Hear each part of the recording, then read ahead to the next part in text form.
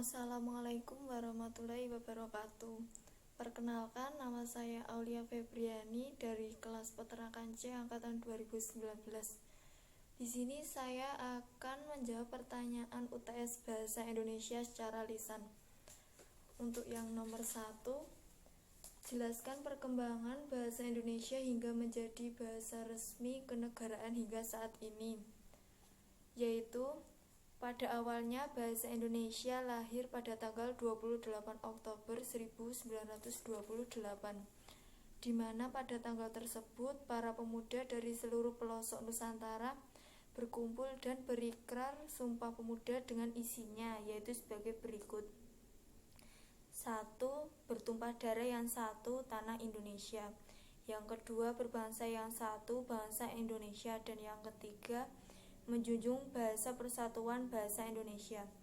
Dengan Sumpah Pemuda itu, bahasa Indonesia kemudian dikukuhkan menjadi bahasa nasional. Kemudian pada tanggal 18 Agustus 1945, bahasa Indonesia menjadi bahasa negara dan terkandung dalam Undang-Undang Dasar 1945 bab 17 pasal 36. Untuk yang nomor 2, mengapa kita perlu mempelajari bahasa Indonesia pada program studi peternakan? Karena bahasa Indonesia sangat penting dipelajari oleh generasi muda penerus bangsa saat ini. Buktinya, banyak perguruan tinggi yang masih diperuntukkan untuk mempelajari bahasa Indonesia tanpa memandang program studi apapun, terutama pada bidang peternakan, agar kita lebih mudah untuk berkomunikasi, terutama saat berkomunikasi pada dosen, teman seangkatan ataupun dengan warga sekitar, serta menambah wawasan tentang pentingnya bahasa Indonesia ini dalam kehidupan sehari-hari. Nomor 3, jelaskan alasan bahasa terpelajar tergolong sebagai bahasa ragam resmi. Alasan bahasa terpelajar tergolong sebagai bahasa ragam resmi yaitu karena terpelajar berarti bahasa yang umum digunakan di lingkup pendidikan, serta ragam resmi sendiri berarti bahasa yang digunakan dalam suasana resmi. Jadi ragam bahasa terpelajar umumnya digunakan pada saat kegiatan belajar mengajar. Yang nomor 4 yaitu apa syarat sebuah ejaan agar dapat disebut baku dan efektif? Ejaan dapat disebut baku dan efektif jika memiliki syarat-syarat sebagai berikut. 1. Sesuai EYD, yaitu menggunakan tanda baca yang tepat. Yang kedua, sistematis, yaitu memiliki subjek dan predikat. Yang ketiga, tidak bertele-tele, yaitu bersifat pasti dan ringkas.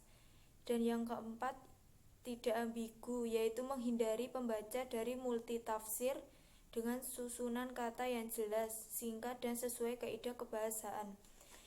Nomor 5, apa yang Anda ketahui tentang unsur serapan dalam bahasa Indonesia? Sebutkan 5 unsur serapan yang digunakan dalam bidang peternakan. Unsur serapan sendiri adalah unsur yang berasal dari bahasa asing yang sudah diintegrasikan ke dalam bahasa Indonesia. Unsur serapan terdiri dari 3 macam. 1. Adopsi, serapan utuh. Contohnya supermarket, make up, dan sebagainya. 2. Adaptasi, serapan sebagian. Contohnya look, mikroskop.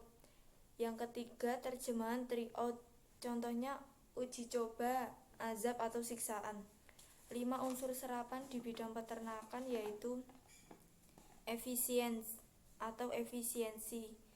laktas atau laktasi, vivipars atau vivipar, abdomen atau bagian perut, dan abomasum atau bagian lambung. Untuk yang nomor 6 yaitu sebut dan jelaskan pola kalimat sempurna atau utuh dalam bahasa Indonesia. Kalimat sempurna atau utuh dalam bahasa Indonesia yaitu kalimat yang terdiri setidaknya atas fungsi SPO, subjek, predikat, dan objek. Contoh, Adi bermain motoran. Kalimat tersebut memiliki 3 komponen, yaitu Adi sebagai subjek, bermain sebagai predikat, dan motoran sebagai objek. Contoh yang kedua, Putra membeli buku di Gramedia. Putra sebagai subjek, membeli sebagai predikat, buku sebagai objek, dan Gramedia sebagai keterangan tempat. Yang ketujuh, jelaskan perbedaan bahasa lisan baku dan bahasa tulis baku. Bahasa lisan baku yaitu bahasa yang diungkapkan melalui media lisan, terkait oleh ruang dan waktu, sehingga situasi pengungkapan dapat membantu pemahaman. Yang kedua, bahasa tulis baku, yaitu bahasa yang digunakan melalui media tulis, tidak terkait oleh ruang dan waktu, serta diperlukan kelengkapan struktur sampai pada sasaran secara visual atau bahasa yang dihasilkan. Untuk yang nomor 8, jelaskan mengenai ketentuan kohesif dan koherensif dalam paragraf. Suatu paragraf dikatakan koheren apabila ada kekompakan antara gagasan yang dikemukakan antar kalimat satu dengan yang lainnya. Kalimatnya memiliki hubungan timbal balik serta secara bersama-sama membahas satu gagasan utama.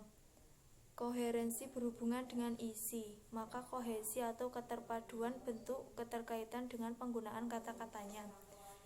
Nomor 9, buatlah masing-masing satu contoh kalimat majemuk setara dan bertingkat. Contoh kalimat majemuk setara. Kopi dapat diseduh dengan air panas atau juga dengan air dingin.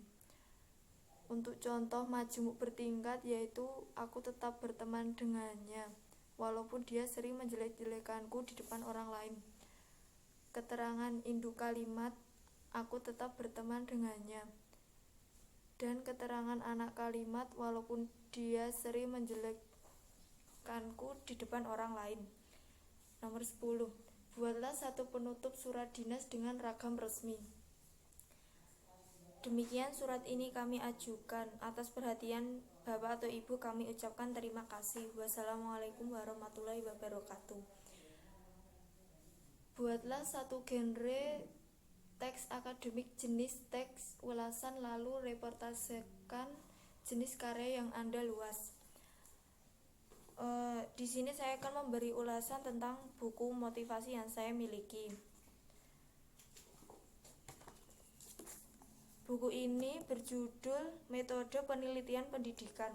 Ini ditulis oleh Profesor Dr. Sugiono. Diterbitkan oleh Alfabet dan terdiri dari 400-an halaman. Buku ini berisi tentang metode penelitian pendidikan untuk memudahkan dalam menggunakan metode ini dengan tepat. Isinya sangat padu dan terperinci disertai dengan gambar-gambar.